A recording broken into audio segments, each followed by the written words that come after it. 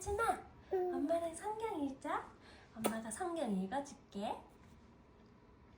사도행전 9장. 사울은 여전히 주님의 제자들을 위협하면서 살기를 띠고 있었다.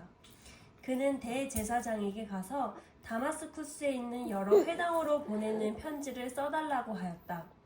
그는 그 도를 믿는 사람은 남자나 여자나 가리지 않고 닥치는 대로 묶어서 예루살렘으로 끌고 오려는 것이었다. 사울이 길을 가다가 다마스쿠스 가까이에 이르렀을 때에 갑자기 하늘에서 환한 빛이 그를 둘러 비추었다. 그는 땅에 엎어졌다. 그리고 그는 사울아 사울아 내가 왜 나를 핍박하느냐 하는 음성을 들었다. 그래서 그가 주님 누구십니까? 하고 물으니 나는 내가 핍박하는 예수다. 일어나서 성 안으로 들어가거라. 내가 해야 할 일을 일러줄 사람이 있을 것이다 하는 음성이 들려왔다. 그와 동행하는 사람들은 소리는 들었으나 아무도 보이지는 않았으므로 말을 못하고 멍하게 서 있었다. 사울은 땅에서 일어나서 눈을 떴으나 아무것도 볼 수가 없었다. 그래서 사람들이 그의 손을 끌고 다마스커스로 데리고 갔다. 그는 사흘 동안 앞을 보지 못하는 상태에서 먹지도 않고 마시지도 않았다. 그런데 다마스쿠스에는 아나니아라는 제자가 있었다. 주님께서 환상 가운데 아나니아야 하고 부르시니 아나니아가 주님 여기 있습니다 하고 대답하였다. 주님께서 아나니아에게 말씀하셨다. 일어나서 고든길이라고 부르는 거리로 가서 유다의 집에서 사울이라는 다소 사람을 찾아라. 그는 지금 기도하고 있다. 그는 환상 속에 아나니아라는 사람이 들어와서 자기에게 손을 얹어 시력을 회복시켜 주는 것을 보았다. 아나니아가 대답하였다. 주님, 그가 예루살렘에서 주님의 성도들에게 얼마나 해를 끼쳤는지를 나는 많은 사람들에게 들었습니다. 그리고 그는 주님의 이름을 부르는 사람들을 잡아갈 권한을 대제사장들에게 받아가지고 여기에 와 있습니다.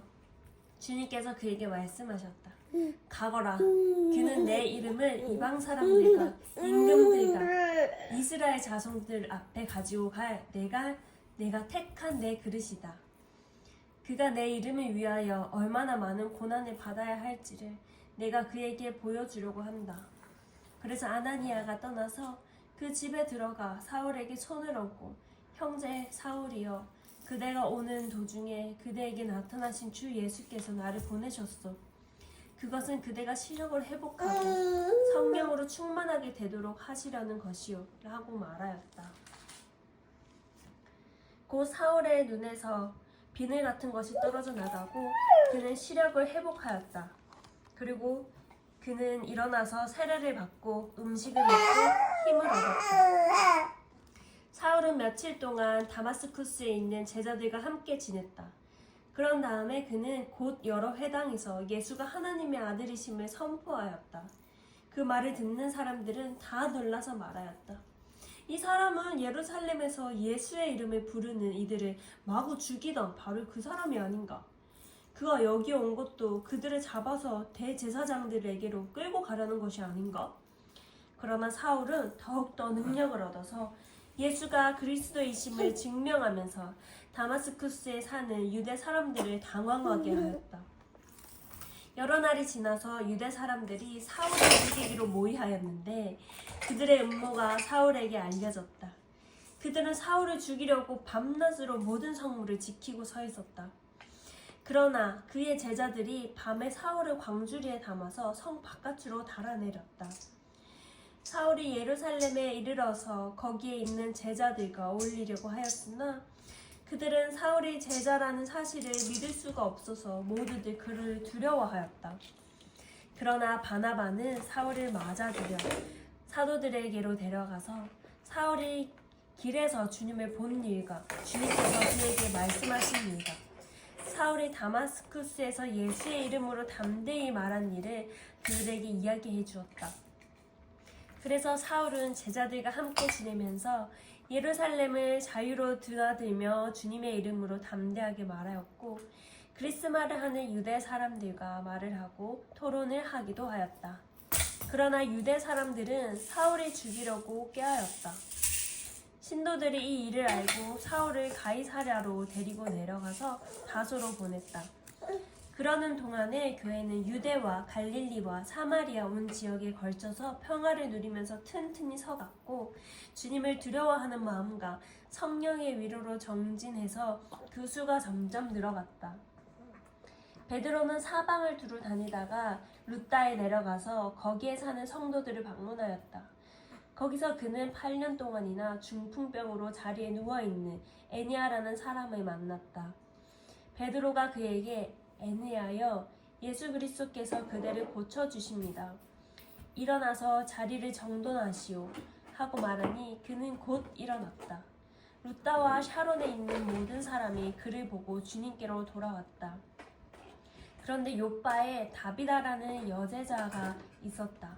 그 이름은 그리스 말로 번역하면 도르가인데 이 여자는 착한 일과 구제 사업을 많이 하는 사람이었다.